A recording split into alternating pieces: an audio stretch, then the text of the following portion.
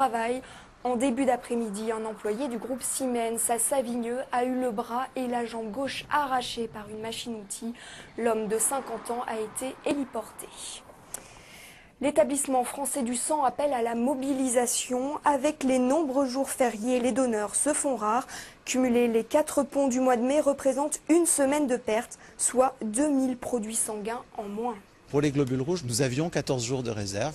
Ça veut dire que nous allons tomber à 10 jours, 9 jours de réserve, ce qui est insuffisant. Donc il faut que nous refassions des réserves de façon à pouvoir couvrir le mois de juin, puis le mois de juillet, dans lequel les vacances commencent.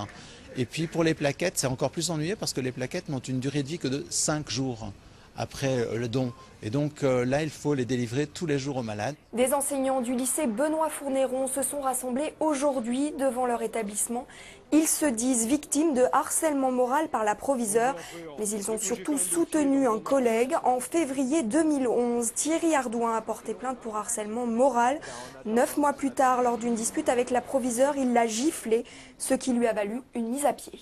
Moi, je suis responsable de cet acte, mais derrière, effectivement, j'attends que l'institution reconnaisse enfin ce qui se passe, que la justice aussi, puisque j'ai porté plainte au pénal, à la fois contre la proviseure et contre l'éducation nationale.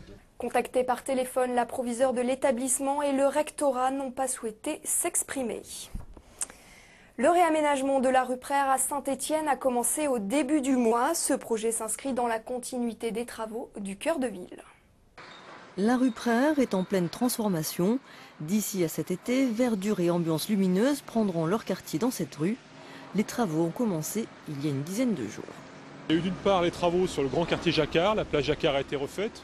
D'un autre côté, nous travaillons sur le projet cœur de ville, de piétonisation du cœur de ville, d'embellissement du cœur de ville. Et cette rue, finalement, cette rue Prère, était le lien entre les deux. Donc on a souhaité effectivement la reprendre pour créer une transition douce, avoir des trottoirs un peu plus confortables, un peu de végétation et surtout des matériaux qui sont en cohérence à la fois avec les aménagements de la plage Jacquard et ceux de cœur de ville.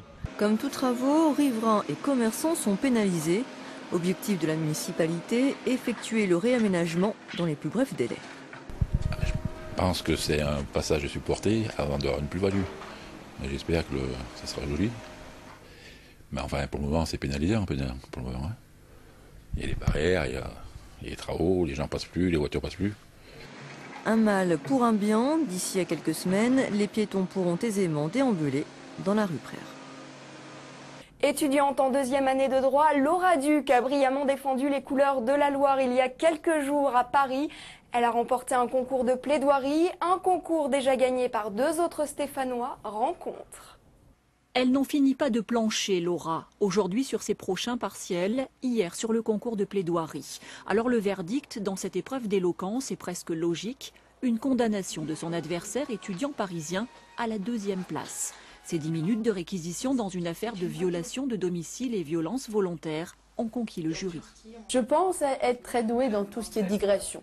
Alors dit comme ça peut aussi se montrer être un défaut, mais en l'occurrence, si les digressions sont tout de même un minimum rattachées au sujet et on peut en tirer une certaine morale, j'avais mêlé tout ce qui était musique Brahms avec le juridique. J'avais décidé de les faire rêver un petit peu, en quelque sorte, d'essayer de les emmener un peu plus loin que le simple juridique. Quelqu'un a enfoncé une porte, a cassé une fenêtre et puis a donné un coup de poing. Et apparemment, ça a marché.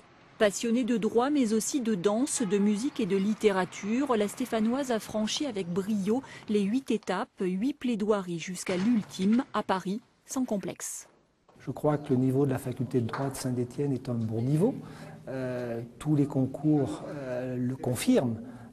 Et je pense que de ce point de vue, non, certainement, les étudiants n'ont pas à avoir de complexe. La proximité entre les étudiants et les enseignants permet véritablement un enseignement de très grande qualité qu'on aimerait voir plus fréquemment dans les autres universités françaises. Vous avez des exemples à suivre. Voilà. Des exemples à suivre dans cet ouvrage sur les femmes et la justice offert à Laura pour sa victoire. Avocate ou magistrate, elle ne sait pas encore. Elle est effectivement bien partie pour porter la robe. Deuxième volet de notre série consacrée au festival stéphanois, paroles et musique. Et on retrouve sur place Lise. Ça y est, cette fois-ci, c'est parti. Paroles et musique démarre dans quelques minutes, au fil, c'est derrière moi. Et ce soir, c'est une soirée très girl power, puisque ce sont Cœur de Pirate et Zaza Fournier qui se partagent la scène. Alors autant vous le dire tout de suite, Cœur de Pirate, on n'a pas pu la rencontrer. Ceux qui suivent un minimum l'actualité musicale, voire people, savent que la jeune Canadienne attend un heureux événement. Elle préfère donc se ménager pour son public et son concert. Bon, vous inquiétez pas, on vous a quand même prévu un petit bonus. Cœur de Pirate, ça donne ça.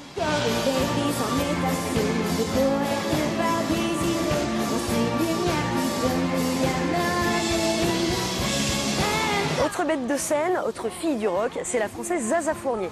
Elle est actuellement en tournée avec son deuxième album, Regarde-moi. Je vous propose justement d'aller la regarder tous ensemble. On va la rencontrer, ça se passe là, suivez-moi.